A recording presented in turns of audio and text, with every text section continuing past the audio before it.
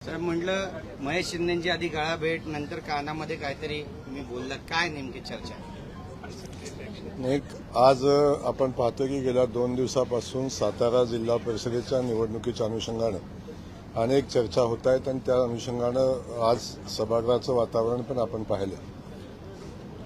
पहिल्यांदा मी सातारा जिल्हा परिषदेच्या निवडणुकीची पार्श्वभूमी सांगत असताना सातारा जिल्हा परिषदेची निवडणूक चालू झाली सकाळी 10:30 वाजता सन्माननीय कलेक्टर महोदयांनी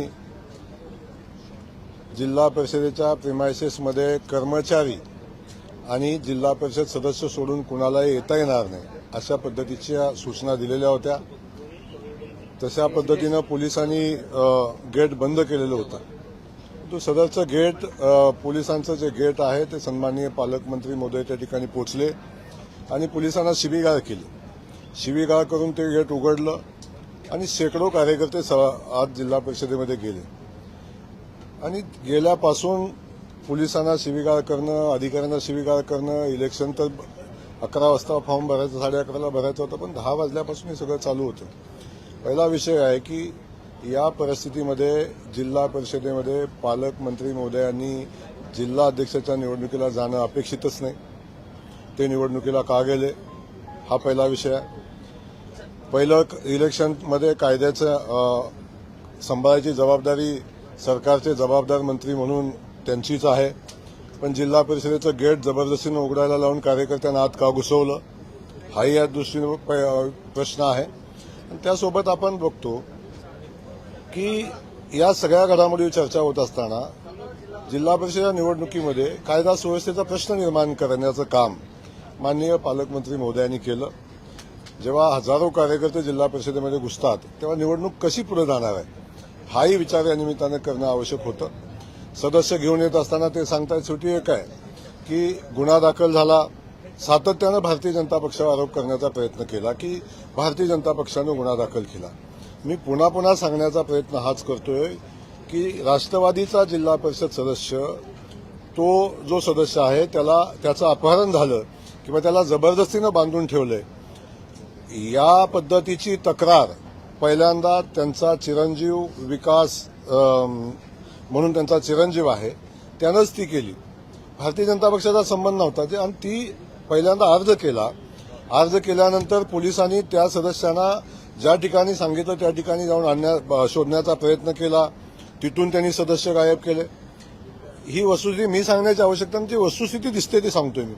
पण त्याही पुढे जाऊन त्यानंतर मग जेव्हा अर्ज देऊन बी सदस्य सोडला नाही तेव्हा त्यांनी FIR दाखल केली।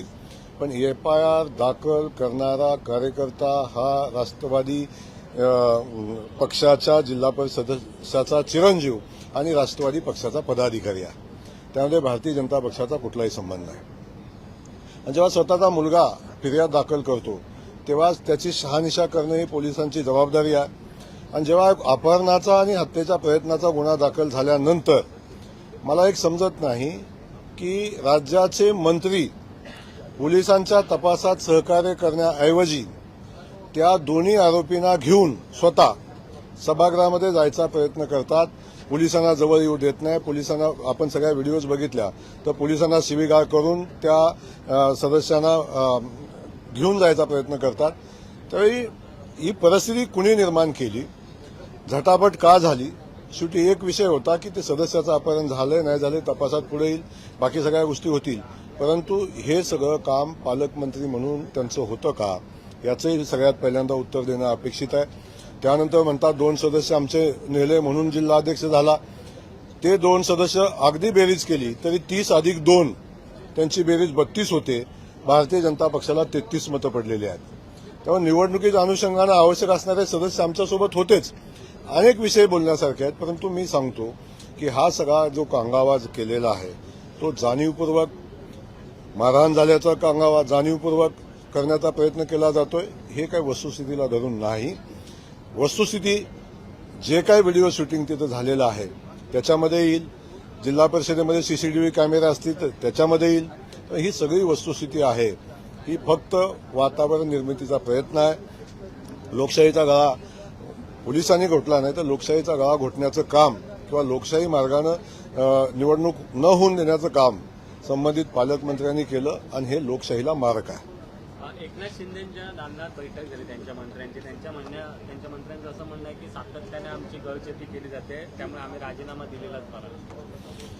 नाही, हा विषय काय माझा नाही आहे, पण मी सांगेन की जे घटना साताऱ्यामध्ये घडलेली आहे ती घटना घडवण्यामध्ये माननीय पालकमंत्री महोदयांचा सगळ्यात मोठा रोल आहे. त्यांनी आवश्यकता नसताना जमाव जमवणं, आवश्यकता नसताना कायदा तोडून जिल्हा परिषदेचं गेट तोडून लोकांना आत घेऊन जाणं, सामान्य लोकांना आत घुसवणं आणि त्या परिस्थितीमध्ये जे वातावरण जिल्हा परिषदेतलं खराब झालं. शेवटी कायदा सुव्यवस्था राखणं ही पोलिसांची जबाबदारी आहे, निवडणूक करणं ही पोलिसांची जबाबदारी आहे. आपण जर सगळ्या चॅनल वाहिन्यांनी आपण बघितलं तर त्या ठिकाणी जिल्हा परिषदेच्या आवारामध्ये हजारो लोक त्या ठिकाणी गेलेली होती.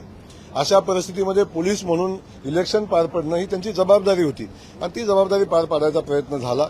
आपण पाहतो की अगदी आरोपीचा मतदान करू देणं नाही देणं हा पुढचा विषय, परंतु किमान त्यांच्याशी विचारपूस, त्यांची चौकशी करणं, सदस्य कुठेही विचारणं एवढं तर काम करणं आवश्यक होतं ना.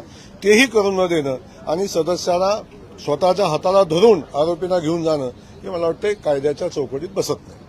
सर, पोलीस अधीक्षकांचं जे निलंबन परिषदेमध्ये करण्यात आलेलं आहे, मागणी करणारे शिवसेनेची ही राजकीय खेळी म्हणता येईल का? आणि स्पेशल सिटीमध्ये अशा प्रकारे नाही, मुळातच अशा पद्धतीनं कोणतीही चौकशी न करता, वस्तुस्थितीचा अहवाल न घेता अशा पद्धतीची कारवाई करणं बिलकुल उचित नाही. त्या ठिकाणाहून जी वस्तुस्थिती आहे तो रिपोर्ट आपण घेतला पाहिजे, त्याची चौकशी झाली पाहिजे, त्यानंतर कारवाई झाली पाहिजे. आम्ही झालेली कारवाई मागं घेण्याची मागणी आम्ही सभागृहामध्ये करणार आहे. तुम्ही आता थोड्या वेळापूर्वीच मुख्यमंत्र्यांची देखील भेट घेतलेली आहे. मुख्यमंत्र्यांची भूमिका या संदर्भात काय आहे? नाही, मुख्यमंत्री महोदयांची या संदर्भात माझी चर्चा झालेली नाही. झालेल्या घटनाक्रमाची माहिती माननीय मुख्यमंत्री महोदयांना आम्ही दिलेली आहे आणि याच्या पलीकडची कुठली चर्चा झालेली नाही.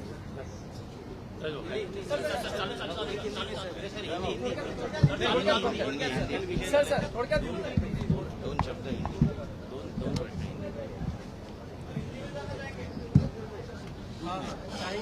पूछो.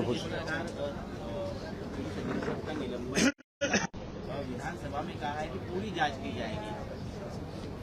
नहीं, आदरणीय सीएम सर ने विधानसभा में जो बहस हुई उसके ऊपर बोला है. सातारा का जो जिला परिषद चुनाव का इश्यू हुआ है उसकी पूरी इंक्वायरी करेंगे. इंक्वायरी करने के बाद कार्रवाई करेंगे. लेकिन जो ऊपर के हाउस में विधान परिषद में जो भी हुआ है, हमारी मांग यही है कि वहां के पुलिस से रिपोर्ट मंगाना चाहिए, पूरी इंक्वायरी करनी चाहिए. इंक्वायरी में कौन दोषी है, कौन दोषी नहीं है, कायदा सुव्यवस्था का प्रश्न किसने बनाया, उधर लोगों को जिला परिषद के अंदर पुलिस के मना करने के बाद भी गेट खोलने के लिए जबरदस्ती किसने की, लोगों को अंदर किसने घुसाया, ये इलेक्शन की जो प्रक्रिया है उसको डिस्टर्ब करने की कोशिश किसने की, ये सारी इंक्वायरी होनी चाहिए. और जो इंक्वायरी होने के बाद कार्रवाई होनी चाहिए. जो कार्रवाई विधान परिषद में हुई है वो बिल्कुल कानून के तहत नहीं है और वो जो कार्रवाई हुई है, हमारी मांग है वो कार्रवाई वापस लो.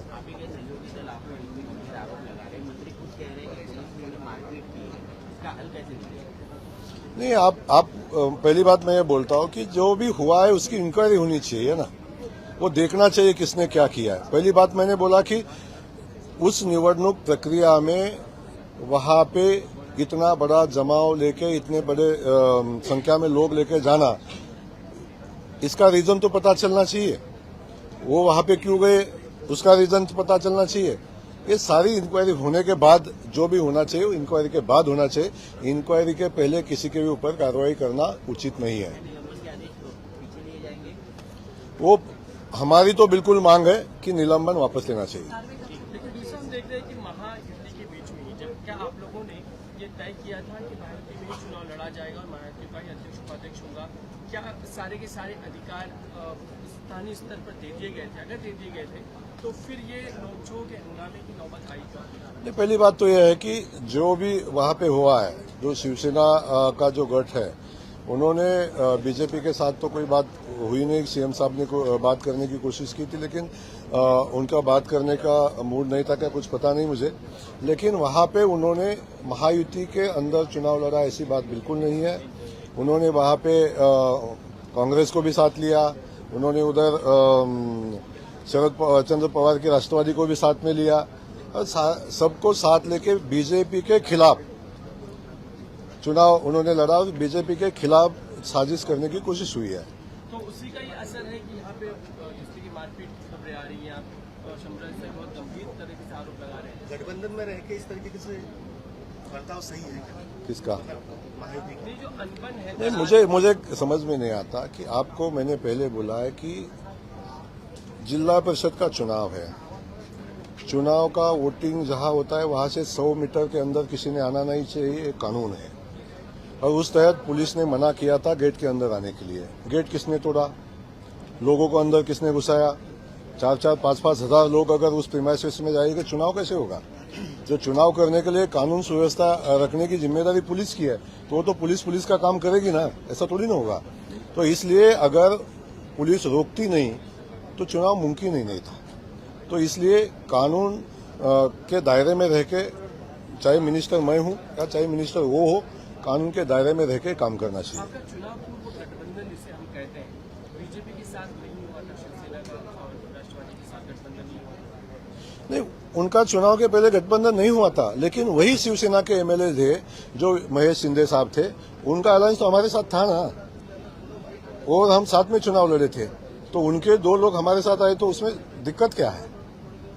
वो हम अलायंस में लड़े थे ना। मतलब महेश शिंदे का हाँ, जिला परिषद महेश शिंदे का शिवसेना कोरेगांव मतदार संघ में शिवसेना हमारे साथ लड़ी है। महेश शिंदे हाँ, सिर्फ कोरेगांव में हमारे साथ लड़ी है। महेश शिंदे की हाँ, हमारे साथ में लड़ी है। एकनाथ शिंदे की शिवसेना आपके साथ नहीं? कहीं भी नहीं थी, पूरी राष्ट्रवादी भी उनके साथ नहीं थी, पूरी शिवसेना भी उनके साथ नहीं थी।